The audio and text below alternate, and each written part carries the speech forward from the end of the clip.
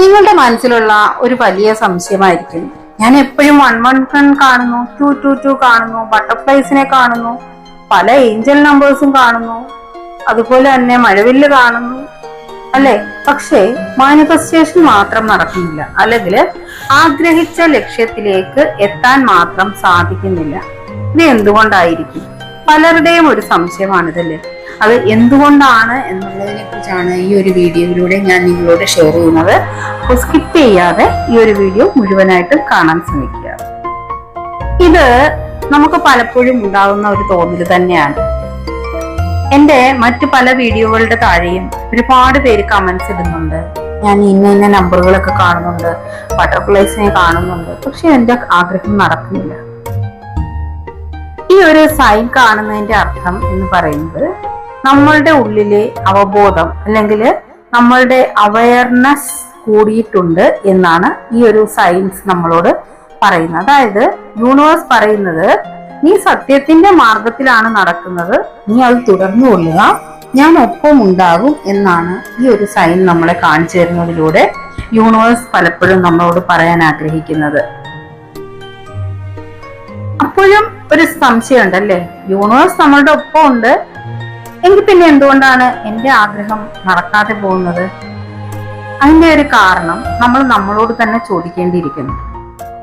അതായത് എനിക്ക് പല ആഗ്രഹങ്ങളുമുണ്ട്, പക്ഷേ ആ ആഗ്രഹം എൻ്റെ ഉള്ളിൽ എത്രത്തോളം ശക്തമാണ്, ആ ഒരു ആഗ്രഹത്തെ കുറിച്ച് എൻ്റെ മനസ്സിൽ എത്രത്തോളം വിശ്വാസമുണ്ട്, ആ ഒരു കാര്യത്തെ കുറിച്ച് എൻ്റെ മനസ്സിൽ ആശങ്കകളോ ഡൗട്ട്സോ ഉണ്ടോ, അല്ലെങ്കിൽ ഞാൻ ഒരുപാട് പ്രതീക്ഷിക്കുന്നുണ്ട് അല്ലെങ്കിൽ ആഗ്രഹിക്കുന്നുണ്ട്, പക്ഷേ ഞാൻ എൻ്റെ യൂണിവേഴ്സിൽ അതിനെ സറണ്ടർ ചെയ്തിട്ടുണ്ടോ, അതുപോലെ തന്നെ എൻ്റെ ആഗ്രഹങ്ങൾക്ക് വ്യക്തതയുണ്ടോ, അതും അല്ലെങ്കിൽ ഞാൻ പ്രതിദിനം എൻ്റെ ലക്ഷ്യത്തിലേക്ക് എത്താനായിട്ട് ഏതൊക്കെ സ്റ്റെപ്പുകൾ എടുക്കുന്നുണ്ട്. നമ്മൾ സ്വപ്നം കണ്ടാൽ മാത്രം പോരാ, സയൻസ് കണ്ടാൽ മാത്രം പോരാ, ആക്ഷൻ, അതിലേക്ക് എത്താനുള്ള ആക്ഷൻസ് ഞാൻ എന്തൊക്കെ എടുത്തു, ഇതൊക്കെ ഓരോരുത്തരും അവരോരോട് തന്നെ ചോദിക്കേണ്ട ക്വസ്റ്റ്യൻസ് ആണ്. നിങ്ങളുടെ ആഗ്രഹങ്ങൾക്ക് വിപരീതമായ പരിമിതികൾ നിറഞ്ഞ വിശ്വാസത്തിലാണോ നിങ്ങൾ? ഉദാഹരണത്തിന്, നിങ്ങൾ ഒരുപാട് സമ്പത്ത് ആഗ്രഹിക്കുന്നുണ്ട്, പക്ഷേ പണത്തെക്കുറിച്ച് ആലോചിക്കുന്ന സമയത്ത് നിങ്ങളുടെ മൈൻഡ് നെഗറ്റീവാണ്. പണമുള്ള ആൾക്കാരെ കാണുമ്പോൾ നിങ്ങൾക്ക് തോന്നുന്നത് അവരൊക്കെ എന്തൊക്കെയോ കള്ളത്തരം കാണിച്ചിട്ട് പണം ഉണ്ടാക്കിയവരാണ്, അല്ലെങ്കിൽ പണം ഒത്തിരി ഉണ്ടെങ്കിൽ മനുഷ്യന് സ്വസ്ഥത കിട്ടില്ല, ഈ ഒരു രീതിയിലുള്ള ചിന്തകളാണ് മനസ്സിലുണ്ടാവുന്നത്. അങ്ങനെ എന്ത് കിട്ടില്ല, ആ ഒരു മാനിഫെസ്റ്റേഷൻ ഒരിക്കലും നടക്കില്ല. എന്തുകൊണ്ടാണ്? നിങ്ങളുടെ മനസ്സിൽ രണ്ടും കൂടി ചേരാത്ത രീതിയിലെ ചിന്തകളാണ് മനസ്സിലൂടെ പോകുന്നത്. അപ്പോൾ അത് പാടില്ല, അത് മാറ്റുക.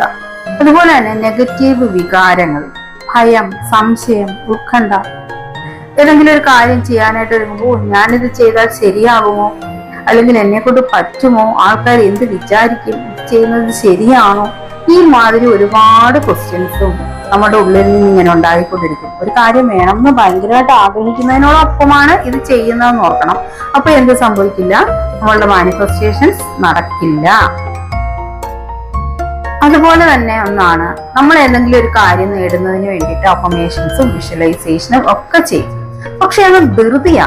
എനിക്കിത് എപ്പോ കിട്ടും?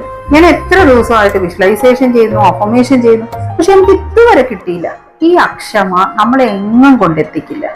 നമ്മൾ മനസ്സിലാക്കണം, നമ്മൾ ഒരു ചെടി നട്ടുവെച്ചു അല്ലേ, ആ ചെടിക്ക് മണ്ണില് വേരൂന്നണം, അത് മണ്ണിനടിയിൽ പടർന്നു പിടിക്കണം, പിന്നെ അതിന് ചെറിയ മൂളങ്ങൾ വരണം, അത് വലുതാവണം, അതിനുശേഷം മാത്രമേ നമുക്ക് അതിനകത്തുനിന്ന് ഫലം കിട്ടത്തുള്ളൂ.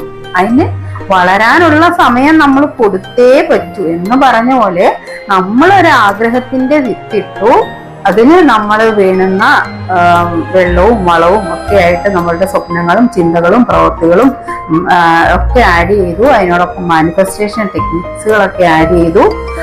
അതെല്ലാം കഴിഞ്ഞ് അതിന് വേണ്ടി ഫലം കിട്ടാൻ വേണ്ടി ടൈം നമ്മൾ എന്ത് ചെയ്യണം? അതിന് അനുവദിച്ചു കൊടുക്കുക എന്നുള്ളത് വളരെ ഇമ്പോർട്ടന്റ് ആണ്. അതിന് പകരം ഞാൻ സൈൻ കണ്ടു, ഞാൻ ബട്ടർഫ്ലൈസിനെ കണ്ടു, പക്ഷെ എനിക്ക് കിട്ടിയില്ല എന്ന് ചിന്തിക്കുമ്പോൾ ശരിക്കും നമ്മൾ ഒരുപക്ഷെ നമ്മളുടെ അടുത്ത് എത്തിയിട്ടുണ്ടാവാം, അപ്പോഴാവും നമ്മളുടെ മനസ്സിൽ ഈ ഒരു ധൃതി ചിന്ത വരുന്നത്. അപ്പൊ എന്തായി, വീണ്ടും നമ്മൾ അതിൽ നിന്ന് അകന്നുപോയി. അതുകൊണ്ട് ക്ഷമ ഏറ്റവും അത്യാവശ്യമായിട്ടുള്ള ഒന്നാണ്. നിങ്ങൾ എങ്ങനെ സൈനുകൾ കാണുമ്പോൾ നിങ്ങൾ മനസ്സിലാക്കേണ്ട കാര്യം, യൂണിവേഴ്സ് നിങ്ങളെ കേൾക്കുക തന്നെയാണ്. നിങ്ങളുടെ ആഗ്രഹങ്ങള് ഫൈൻ ട്യൂൺ ചെയ്തുകൊണ്ടിരിക്കുകയാണ്. അത് നടക്കും. ഓരോ സൈനും നമ്മൾ കാണുമ്പോൾ യൂണിവേഴ്സിനോട് നമ്മൾ നന്ദി പറയുക. എനിക്ക് ഈ ഒരു സൈൻ കാണിച്ചു തന്നതിന് എനിക്ക് നന്ദി എന്ന് നമ്മൾ യൂണിവേഴ്സിനോട് പറയണം.